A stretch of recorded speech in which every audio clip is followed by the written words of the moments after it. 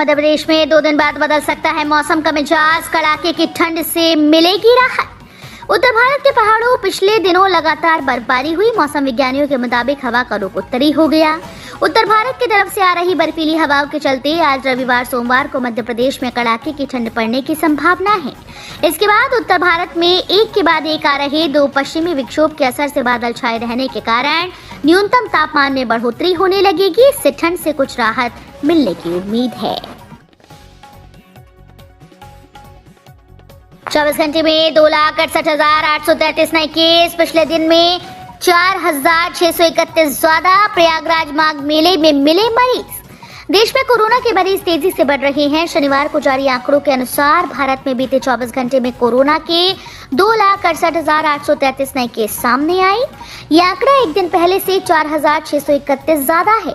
यानी कोरोना के नए मरीज की संख्या लगातार बढ़ रही है। आशंका जताई जा रही है कि यही कोरोना की तीसरी लहर है और जनवरी के आखिरी में ये अपने चरम पर पहुंच जाएगी और तब एक दिन में करीब 4 लाख नए मरीज सामने आएंगे। जिला प्रशासन ने सील की बुरहानपुर महाराष्ट्र सीमा। आरटी-पीसीआर टेस्ट पर बवाल। बुरहानपुर में कोरोना के बढ़ते मामलों को देखते हुए जिला प्रशासन ने जिले से लगी महाराष्ट्र की सीमा सील कर दी। महाराष्ट्र से आने वाले हर शख्स की आरटी-पीसीआर रिपोर्ट नेगेटिव आने पर ही उन्हें जिले में प्रवेश दिया जा रहा है। लेकिन बसेस में आने वाले यात्रियों आरटी-पीसीआर जांच नहीं हो रही। इससे नाराज मिनी टेम्पो टाटा मैजिक संचालकों ने सड़क पर जाम लगाकर विरोध किया। 31 जनवरी तक पीक नहीं आया तो अप्रैल तक टलेंगे एग्जाम। मध्य प्रदेश में कोरोना संक्रमण की रफ्तार लगातार बढ़ रही है। तीसरी लहर में बच्चों में बढ़ते संक्रमण को देखते हुए मुख्यमंत्री शिवराज सिंह चौहान ने 31 जनवरी तक बच्चों के स्कूल बंद कर दिए हैं। हालांकि अभी 10वीं और 12वीं के एग्जाम को लेकर सस्पेंस बरकरार है। एग्जाम को लेकर स्कूल शिक्षा विभाग अभी वेट एंड वॉच की स्थिति में है।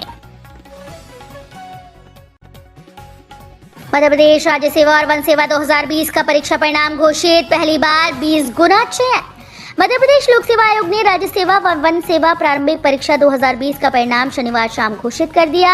राज्य सेवा में कुल 7,711 अभ्यर्थियों को चयनित करते हुए मुख्य परीक्षा के अगले दौर के लिए अहर घोषित किया गया।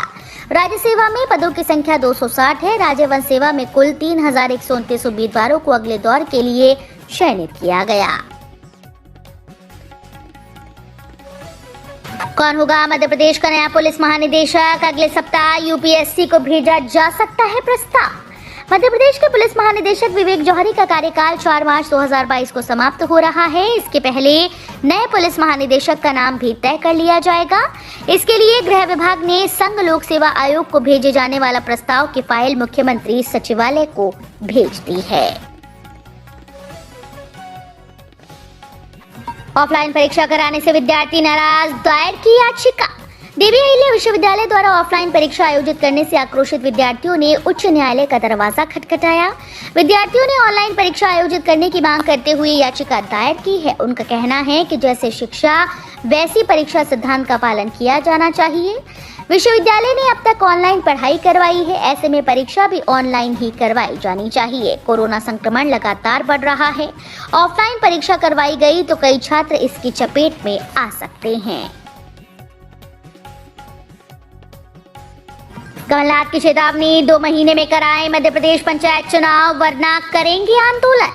मध्य प्रदेश में एक बार फिर से पंचायत चुनाव की हलचल तेज हो गई। संभावना है कि अप्रैल मई 2022 में पंचायत चुनाव कराए जा सकते हैं।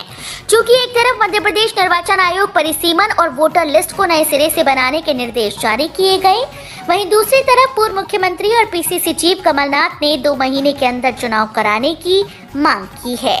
पूर्व मुख्यमंत्री और पीसीसी चीफ कमलनाथ ने कहा कि मैं मांग करता हूं कि पंचायत चुनाव अगले 2 महीने में रोटेशन, परिसीमन और आरक्षण के साथ हो। किसानों को लेकर सीएम शिवराज के बड़े ऐलान। 4 दिन में पूरा होगा सर्वे, लोन का ब्याज भरेगी सरकार।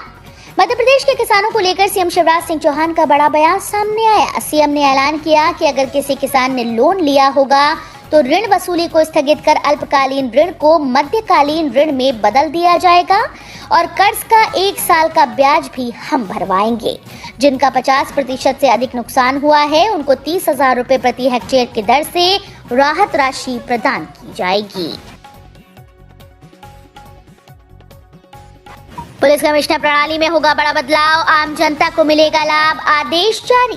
भोपाल में सुशासन के मद्देनजर पुलिस कमिश्नर प्रणाली लागू की गई। पुलिस कमिश्नर प्रणाली के लागू होने के साथ ही अब इसमें बड़ा बदलाव किया जा रहा है। राजधानी भोपाल में अब छोटे मोटे मामले में पूछताछ के लिए गवाहों को थाने आने की जरूरत नहीं होगी। पुलिस कमिश्नर प्रणाली के तहत अब गवाहों से वीडियो कॉलिंग के जरिए पूछताछ की जाएगी।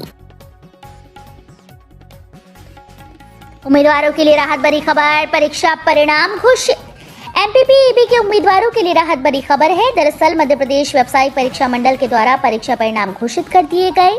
उम्मीदवार एमपीपीईबी की ऑफिशियल वेबसाइट पर जाकर परीक्षा परिणाम देख सकेंगे। मध्य प्रदेश व्यावसायिक परीक्षा मंडल ने pre veterinary and fishery entrance test 2021 का परिणाम जारी कर दिया है। उम्मीदवार अपने लॉगिन विवरण का उपयोग करके आधिकारिक वेबसाइट से अपना परिणाम डाउनलोड कर सकते हैं। मध्य प्रदेश में अधीक्षक भू अभिलेख को मिलेंगे तहसीलदार के अधिकार। मध्य प्रदेश में अधीक्षक भू अभिलेख को तहसीलदार के अधिकार मिलेंगे। ये व्यवस्था सिर्फ उन्हीं जिलों में लागू होगी जहां तहसीलदार के पद रिक्त हैं। इसी तरह सहायक भू अभिलेख अधिकारियों को नायब तहसीलदार की शक्तियां मिलेंगी। कलेक्टर्स को इसके लिए प्रस्ताव बनाकर प्रमुख राजस्व आयुक्त कार्यालय को भेजना होगा।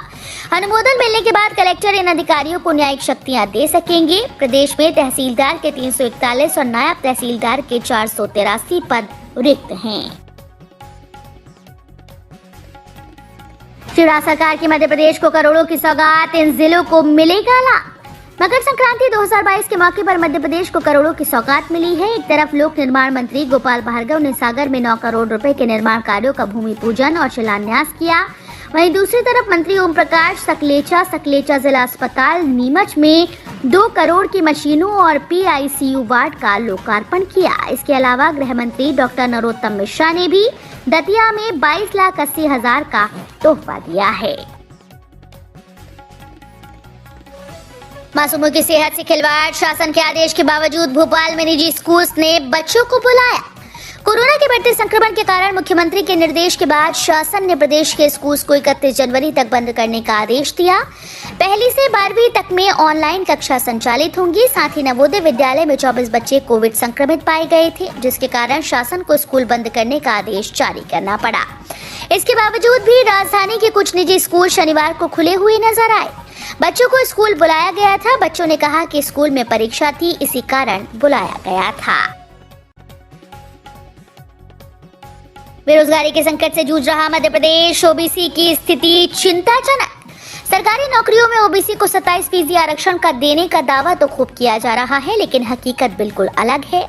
प्रदेश सरकार अधिकृत पोर्टल में दर्ज आंकड़े चौंकाने वाली स्थिति बयां करते हैं। इन आंकड़ों को सही माने तो प्रदेश में इस समय 10,97,410 बेरोजगार युवा सरकारी नौकरी के लिए रात दिन एक किए हुए हैं। इसमें सर्वाधिक संख्या ओबीसी वर्ग के युवाओं की है। अन्य वर्गों की स्थिति भी ठीक नहीं। सामान्य वर्ग के 2,78,473, अनुसूचित जाति के 2,04,576 और अनुसूचित जनजाति के 1,70,834 बेरोजगार युवा एमपी रोजगार पोर्टल पर पंजीकृत हैं। भोपाल में 18 जनवरी को नर्मदा लाइन से सप्लाई नहीं। भोपाल में 18 जनवरी को नर्मदा लाइन से जुड़े 125 से ज्यादा इलाकों में पानी की सप्लाई नहीं होगी। नगर निगम नर्मदा जल प्रदाय परियोजना अंतर्गत 6.6 kVHT लाइन की ऊंचाई बढ़ाने के लिए पोल लगाए जाएंगे। इस कारण 18 जनवरी को सुबह 7 से शाम 7 बजे तक 12 घंटे का शटडाउन लिया जाएगा। गरीब का राशन खाने वालों को नहीं छोड़ूंगा, सभी को जेल भिजवाऊंगा। मुख्यमंत्री शिवराज सिंह चौहान विदिशा की लटेरी तहसील में ओला प्रभावित का दौरा करने के बाद राजगढ़ के छायन गांव पहुंचे। यहां पर उन्होंने फसल के नुकसान का जायजा लिया और किसानों से चर्चा की। उन्होंने विश्वास दिलाया कि उनके नुकसान की भरपाई सरकार करेगी। यहां जनसभा को संबोधित करते हुए सीएम आक्रामक मूड में नजर आए। यहां उन्होंने राशन वितरण पर शिकायत मिलने पर 2 अधिकारियों को मंच पर सस्पेंड करने की घोषणा भी कर दी।